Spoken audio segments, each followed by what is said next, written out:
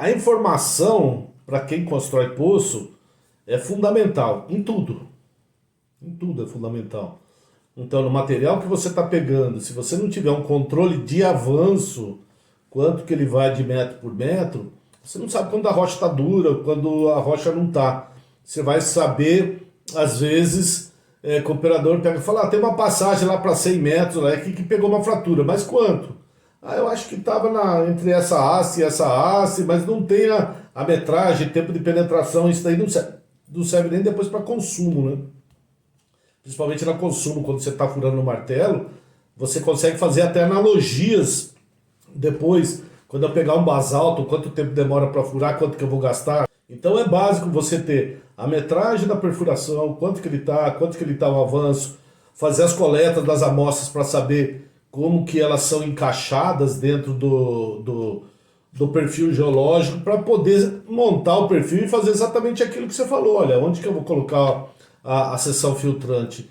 E aquilo que o Emerson falou, principalmente no poço sedimentar, você faz os encaixes com a amostra. Só que a amostra, quando você está furando, principalmente nos poços mais profundos, você tem um tempo de retorno da amostra. Então você está furando a 200 metros, você está cortando lá, aqui em cima você está falando que está 200, mas a amostra que está chegando aqui, às vezes ela não é de 200, às vezes não, ela não é de 200, né?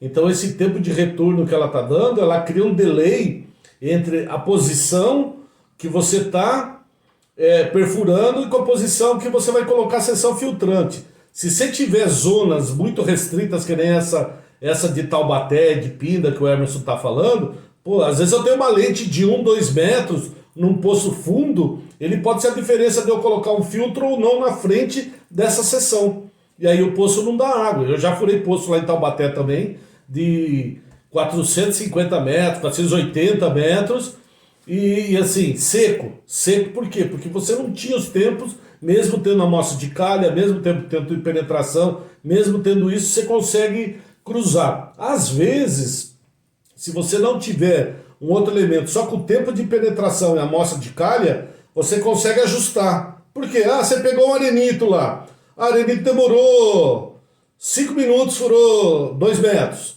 E aí você foi para argila, isso daí subiu, vamos lá, para 20 minutos. Só que na hora que você coloca no tempo de penetração, está aqui. Na hora que você coloca a amostra, você vê que sua amostra está deslocada, né? Então você consegue fazer o ajuste com o tempo de penetração com a amostra de calha. Você não tem, você vai pelo tempo de penetração, você já colocou ela fora. Você não tem tempo de penetração, você não tem nada, absolutamente nada. Isso é tendo esses dois elementos, tempo de penetração e a amostra de calha. Se você usar o terceiro elemento, que é a perfilagem elétrica que o Emerson falou, você faz a sondagem, você faz o furo guia, e aí talvez seja uma daquelas perguntas que a Cláudia falou, por que fazer um furo menor e depois maior, né? Principalmente em regiões complicadas, a gente chama esse furo de furo estratigráfico, né? Por que estratigráfico? Porque eu vou conhecer quais são os estratos geológicos. Estratigráfico é bem isso, a estratigrafia regional. Então, numa região onde que é complicado, você faz um furo de 8,5, por exemplo, 9, 7 oitavos, um furo guia. Você furou 200 metros, você tem tempo de penetração, você tem amostra de calha e você faz a perfilagem.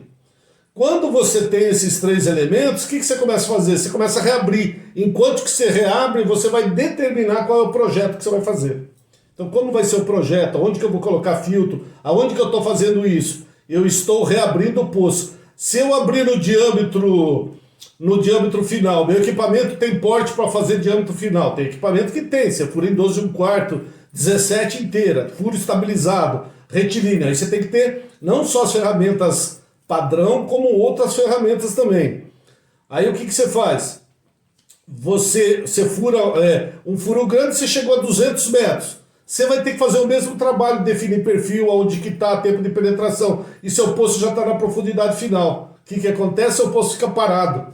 Parado, cheio de lama. E você fica compactando ele, perdendo a possibilidade de seu poço aumentar a vazão. Quanto mais tempo você fica com a lama dentro do poço, é pior. Quando você está circulando ela, você está criando só película na parede. Quando ele está parado, você está colocando um peso de lama, que depois vai ser falado, fluido de perfuração, você vai colocar todo esse peso de lama em cima do fundo do poço. Isso daqui vai fazer com que a bentonita entre dentro do poço, crie um reboco e você perca a capacidade de perfuração.